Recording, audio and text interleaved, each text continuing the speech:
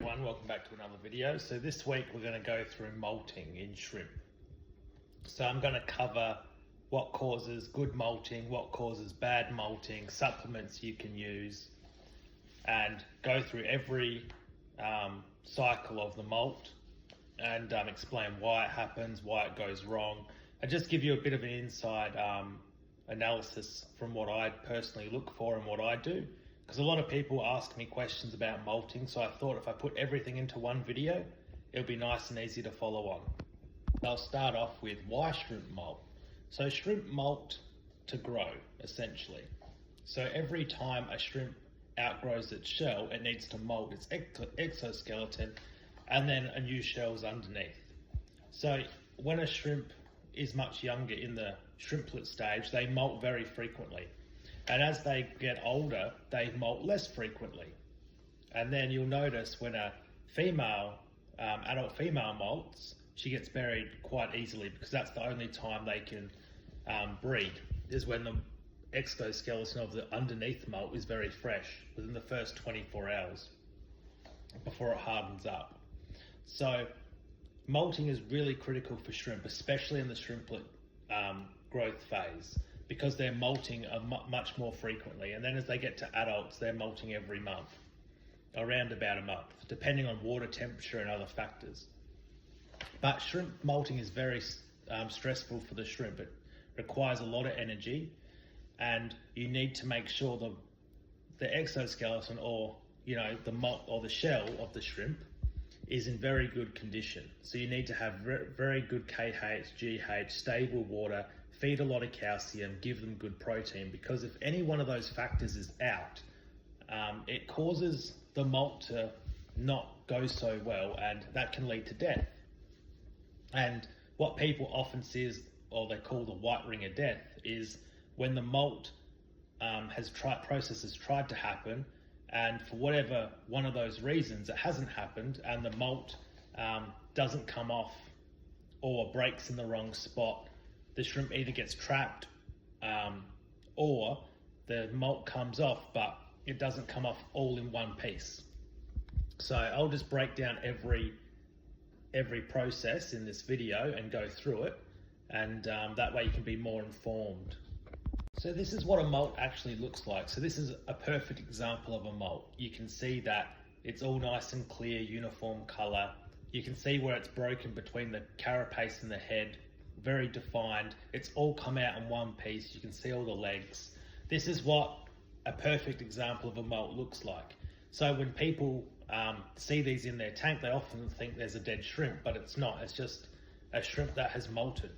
I personally leave all my molts in the tank.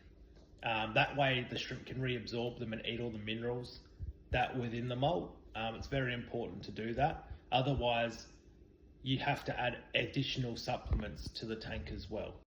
All right, so this is a perfect molt in the first photo, and you can see that it's all uniform, and that's what a perfect molt looks like. In the second photo, you can see the molt's happened, but it's all raggedy and torn. That's a complete molt, but non-perfect. It suggests that something's gone wrong with your parameters, or you've shocked the shrimp in some way. And then the third molt is just a piece of molt. So that means that the shrimp hasn't successfully molted at all, and something is quite wrong with your parameters. It either could be the GH, KH, you've shocked the shrimp, the food's not right, you don't have calcium balance. It means something quite severe is happening with your tank. Now, in the next clip, I'm going to break down each situation, what causes a bad molt to happen, because it can be a combination of factors. I've left my information post there from the Colour Shrimp Australia page, so you can read all the blueprints there, all the bullet points I've made. But for me, I like to look at it this way.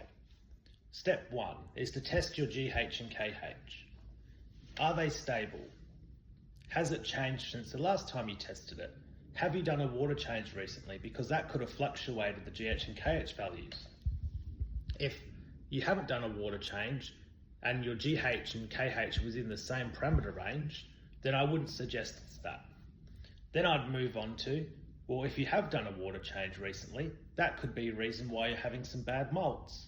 Obviously the new GH and KH and TDS, your mixed water, is a bit different from your tank water, and that's caused them to molt prematurely due to stress. If that's all ruled out, then I'd look at your food. What food you're feeding? Are you feeding a balanced diet with good calcium sources? Are you feeding plant leaves? Are you feeding mineral-based foods? Are you feeding enough protein? Because they need a lot of protein as well. And if all your diet's really good, then I'd move on to, is your water nitrates too high? Are they nice and low? What inputs are going into the tank? So that's how I'd systematically check it off. Most people get bad malts because their GH and KH is no good. It's just changed, and that's caused some stress. Other reasons people get it, they're not adding enough minerals to the water. So they're not using GH, KH remineralizer for neos or GH only for B shrimp. They're not adding supplemental calcium like a clay powder, which I personally use. I'll show that at the end of the video. And then their food regime, they're just feeding one type of food all the time. You need to feed a balanced food with all different, plant-based, insect-based protein. You need to really mix it up with the food. I feed my CSA powder, but that has all the ingredients of, 8 or 9 different foods all in one. So it has balanced leaves, it has insect protein, it has mineral powder in it, it has all the things that shrimp need. So that's what I would personally start looking at. So they're the most common things I would systematically rule out. So when you got molt problems, go one problem to the next problem to the next problem and try and systematically rule out everything. Because if you just keep jumping around between each issue, sometimes it'll be a combination of issues, sometimes it can just be the one issue, sometimes it'll just be the water chemistry, other times it's not feeding a balanced food diet, other times it's your nitrates are too high, other times it's your water change was too fast and the water was a bit too different and it shocked the shrimp. So there's many possible reasons for molting problems. You just need to systematically go through one by one and try and tick them off.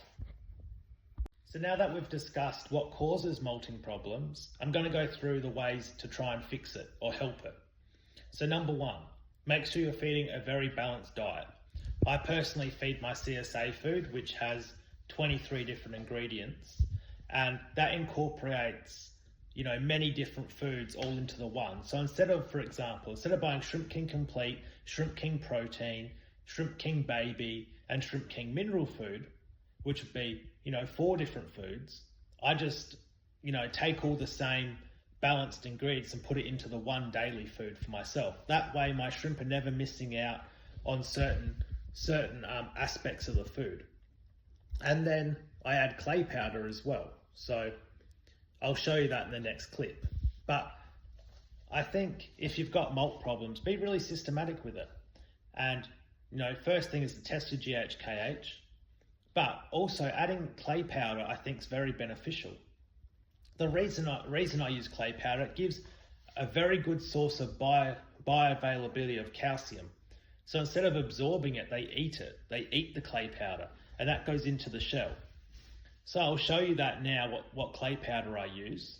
I use a very, very fine, very dusty, silty, like a silt clay powder. It's very, very fine. And I find that works better than coarse clay powder in my personal experience. But I would also start adding that to your tank every couple of weeks. Just add a little bit. You don't have to add a lot at all. A little goes a long way. And that should help your molting if you're having problems. Of course, if it's diet-based, this is going to help, prevent any problems. So this is the clay powder that I feed my shrimp, and here's the spoon that I use. So a colony that has over 200 shrimp, I put 1 full spoon in, and then a colony that has less than 200 shrimp, I put half a spoon in. I try and do this every 2 weeks.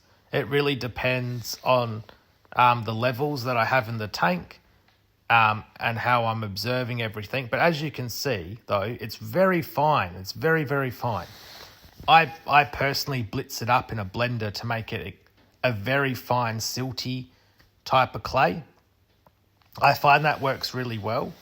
If it's too coarse and chunky, I find it doesn't disperse around the whole tank very well and it sort of sinks in blobs. But keeping it really fine, I find it gives a nice dispersion. All the babies, shrimplets, adults can all eat it really easily. So that's why I personally do it like that. Hey everyone, this is just wrapping up the video now on molting. So I've gone through the 3 different types of malts you get. So a perfect complete malt, a malt that's happened but is half complete, half not complete. So, you know, it's not perfect, but the shrimp's still all right. And then a malt that is incomplete, where only the head or the tail section's sort of malted, and you get incomplete parts.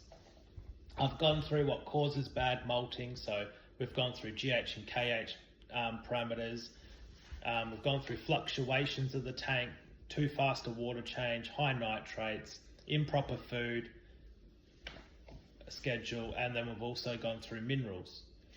I've touched on what minerals I use, and I've gone through my balanced food. I've given you different options, and I've given you a systematic approach of how to approach malting problems. So think of it as different steps to take. If it's not step 1, then go to step 2. If it's not step 2 causing a problem, go to step 3. And just go through all those different things I said. And if you get to all of it, you'll be able to fix your problem.